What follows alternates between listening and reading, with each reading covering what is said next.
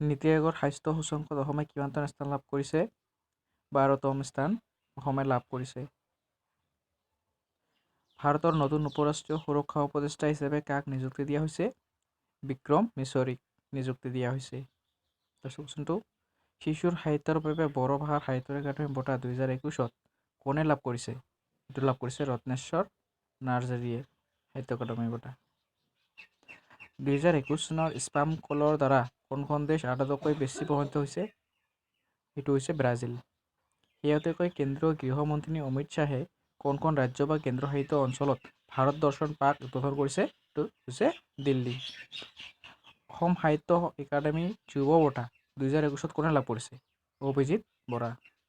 অসম উচ্চতৰ মাধ্যমিক শিক্ষা সংসদ Assam higher secondary education council কেতিয়া গঠন কৰা হৈছে? 1984 চনত। সোমনাথ মন্দিৰ ক'ত অৱস্থিত? এইটো গুজৰাটত অৱস্থিত। ভাৰতত ৰাষ্ট্ৰীয় বিজ্ঞান দিৱস পালন কৰা হয় 28 ফেব্ৰুৱাৰী তাৰিখে। শেহতীয়াকৈ মুকলি কৰা সুশাসন সূচক 2021 অন্তৰ্ভুক্ত ৰেংকিঙত কোনখন ৰাজ্য শীৰ্ষত আছে? হৈছে গুজৰাট।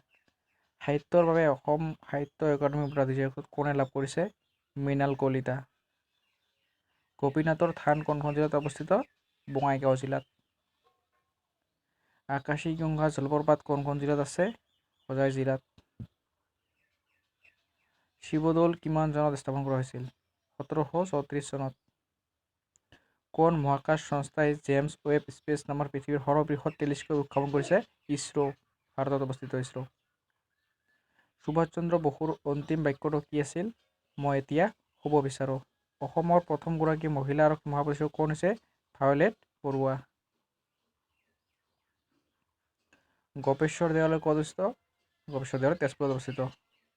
ভাৰতৰ ৰিজাৰ্ভ বেংকৰ মুখ্য কাৰ্যালয় ক'ত অৱস্থিত? এইটো মুম্বাই। বৰ্তমান বায়ুসেনাৰ অধ্যক্ষ কোন? V R Choudhury.